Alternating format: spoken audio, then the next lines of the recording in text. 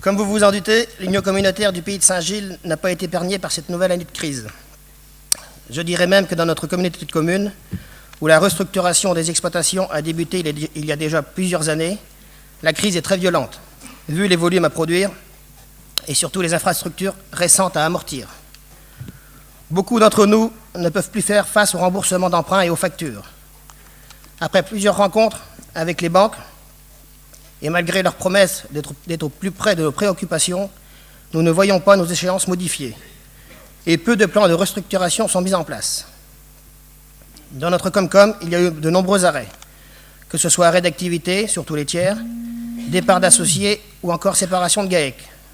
Tous ces mouvements laissent des traces, que ce soit dans la vie professionnelle ou privée, des agriculteurs, mais aussi dans le fonctionnement de nos CUMOR, groupes de travail, GIE et même syndicalement. Il devient très difficile de mobiliser des personnes qui ne croient plus en leur métier. Comme si la crise des produits agricoles ne suffisait pas, il a fallu que l'État s'en mêle. Elle trouve sûrement plus judicieux de placer l'argent de la PAC ou des MAE sur un compte plutôt que de nous la confier. Certains diront qu'on est toujours à se plaindre. Bien d'autres professions ont des soucis, totalement différentes des nôtres, vous me direz. En effet, chez les agriculteurs, ce n'est pas les emplois, mais bien les revenus qui sont fictifs. Mais bon, à chacun ses problèmes. Pour en revenir plus à notre canton, des soucis perdurent d'année en année. En l'occurrence, les gens du voyage, qui se sont installés 6 semaines sur le même terrain, à Bretignolles-sur-Mer. Bien sûr, les services de l'État vont me répondre que c'est un terrain prévu à cet effet. Mais comment peut-on loger plusieurs dizaines de caravanes pendant autant de temps, sans aucun sanitaire sur le terrain? Monsieur le préfet, vous pourriez peut-être réquisitionner les dames pipi de Saint-Gilles les jours de mauvais temps, quand il n'y a personne à la plage. Car si nous sommes soumis à des normes sanitaires de plus en plus contraignantes, il n'est pas pensable de laisser des personnes polluer et souiller nos terres en culture.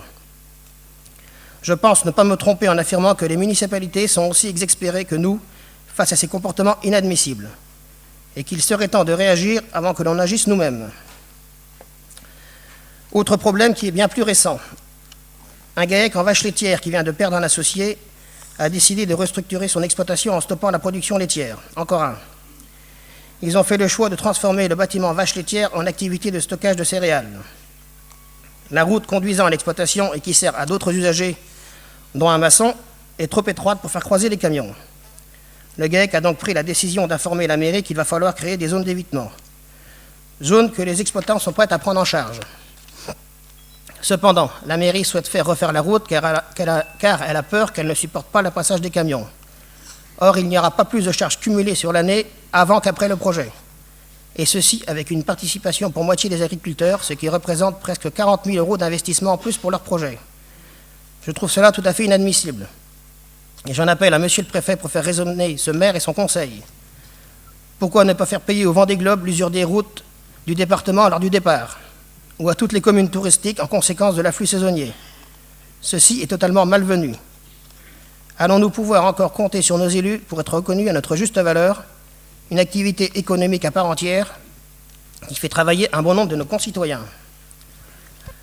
Malgré tous ces gros problèmes qui nous empoisonnent la vie de tous les jours, je ne peux terminer mon intervention sans parler de l'événement phare du département cette année.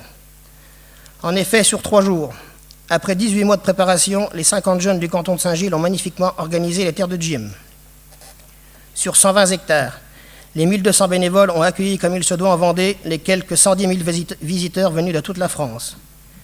Ils ont pu leur servir, entre autres, 25 000 chipolatas, lard et steaks, accompagnés de 11 tonnes de frites.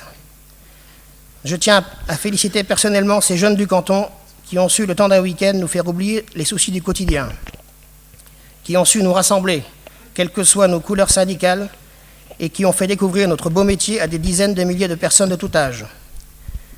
Félicitations au président du comité, cher Charles, et à son équipe rapprochée pour leur dévouement pendant ces 18 mois.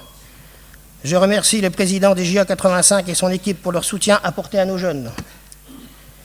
Merci aux adhérents de l'Union cantonale de Saint-Gilles, à la FDSEA, à la section ancienne du département, ainsi qu'à toutes les bonnes volontés qui les ont aidés d'une façon ou d'une autre. Je voudrais finir cette série en remerciant monsieur le préfet, ainsi que tous les services de l'État pour leur confiance que vous avez accordée à nos jeunes dans une période où la sécurité était chose difficile à gérer pour vous. Je suis persuadé qu'ils ont été à la hauteur et qu'ils ne vous ont pas déçus. Je peux vous affirmer qu'ils sont notre fierté et qu'ils sont notre avenir. 110 000 merci.